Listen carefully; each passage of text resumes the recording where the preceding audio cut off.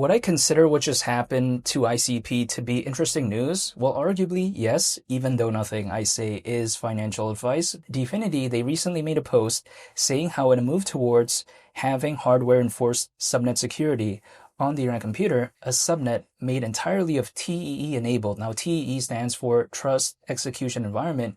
Nodes, right, have been created. Why is this even interesting? Well, it's because through this, web security, arguably, it could be argued as becoming a lot better. So this is why I do like this. Now keep in mind though, as of right now, this subnet is for test purposes only. That's what they say.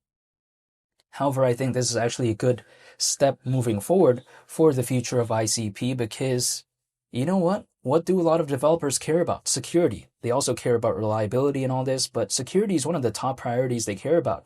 So if I take a look at Dfinity, are they doing the most interesting, cool, or flashy things? The answer is no.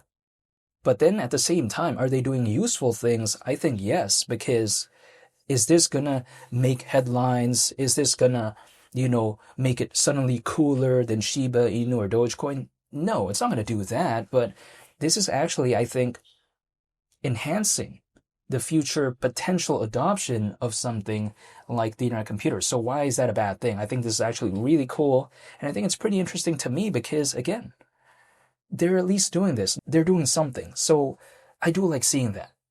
Other projects out there, they're not even doing a fraction of this type of stuff. What is Solana doing as of late? You know what I mean? But if we take a look at ICP, Dfinity, they're still tinkering with it, right? They're still doing things with it. They're still kind of trying to advance it moving forward fundamentally. So I do like that.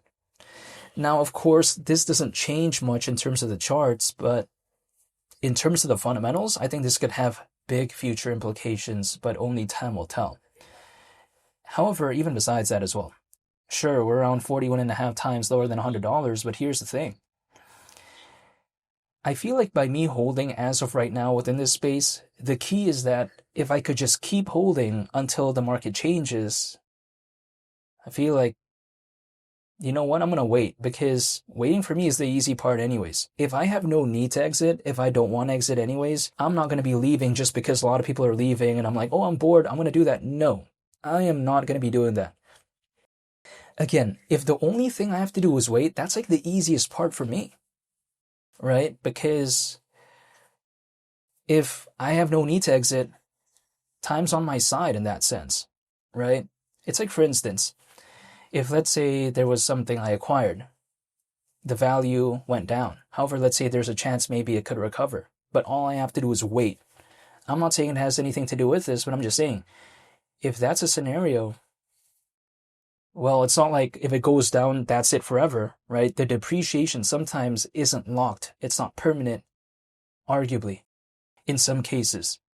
So if it's not permanent, if it's not locked, all I have to do is wait. Like, think about this, right? For instance, if I acquire this shirt right here, this flannel, the thing is this. Because it's not a collector's item, because it's nothing really that special, and because I didn't become a rock star or anything like that, right? So the value didn't do anything. Again, the moment I got it, the value of the shirt went down. It's permanent, right? Basically, unless I become really famous, but I'm just saying, if those factors don't happen, and if this shirt doesn't become a collector's item, the depreciation is locked in. There's no chance this shirt, this flannel, could hypothetically experience a flannel or sort of altcoin season of sorts, right? There's no way. So the depreciation is kind of locked in. It's like sometimes me buying a Toyota Corolla Cross or something like that. The depreciation sometimes, it's just a depreciation type of thing. But within this space, sometimes it's a little bit different. Sure, Bitcoin has depreciated from over 100 grand to now around 70, slightly lower than that, but I'm just saying, for simplicity's sake. Is that depreciation locked in forever? Arguably, I think probably not, right? Because it could move. Now, it could go lower, but it could also go in the opposite direction too. So that's why I feel like sometimes it's not necessarily game over. Whereas if I bought like a cool toy or like a cool action figure, and if it's not a collector's item, if it depreciates, that's kind of it sometimes. But it's not always the case here. So this is why I just don't want to give up like that, because all I have to do is wait. That's it, I feel like.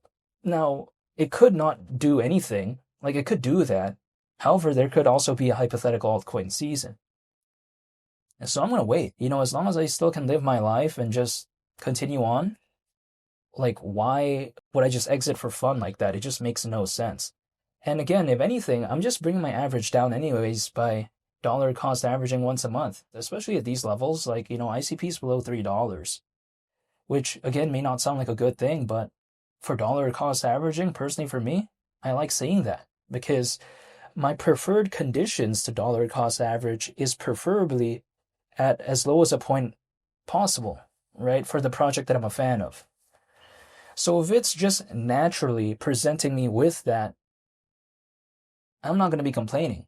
Now, if I want to exit, I'd be complaining a lot because it's not an ideal place for me to exit, right? I mean, it's below $3. But if I'm looking to bring the average down and just dollar cost average and stay waiting anyways, yeah, I'm not going to be complaining. At $100, actually, considering the current circulating supply, ICP at that point would have a market cap of around 55 billion. Is that something so ridiculous? I mean, we've seen like Dogecoin pretty much exceed that by around 30 billion back in 2021. Is that something so, again, outlandish? I mean, we'll wait and see, but I feel like Dfinity, right? They're still doing amazing things. Like, for instance, Caffeine AI. I take a look at ICP having an aspect of decentralized AI. And AI is a pretty robust narrative, right? It's a pretty popular narrative. So if there's a hypothetical altcoin season is around 55 billion in terms of market cap, too much to ask for a project like this. It wouldn't surprise me if the answer was no, but again, we'll wait and see. As in, it wouldn't surprise me if the answer was no. It wasn't going to be something surprising, basically. However, besides that point, all I'm doing right now is just waiting. That's all I can do, and that's all I will do. But in the meantime, I just thought this was a pretty interesting update. An interesting news, I would say, when it comes to Dfinity, because if this could have future implications in terms of improving ICP, who knows moving forward. I don't view it as a bad thing. I view it as very interesting, actually. So I wanted to make a video on it. However, I forgot to mention this, but I want to mention this real quick. So according to Grandview Research, the global application security market, which is arguably very focused on protecting web and mobile applications, it was estimated at around 10.6 billion in 2025, and it's projected to reach around 42 billion by 2033. Now, I think that right there kind of showcases arguably the importance of web security, which I do find it pretty cool that Dfinity even cares about something like that regarding ICP and how they're even focused on it.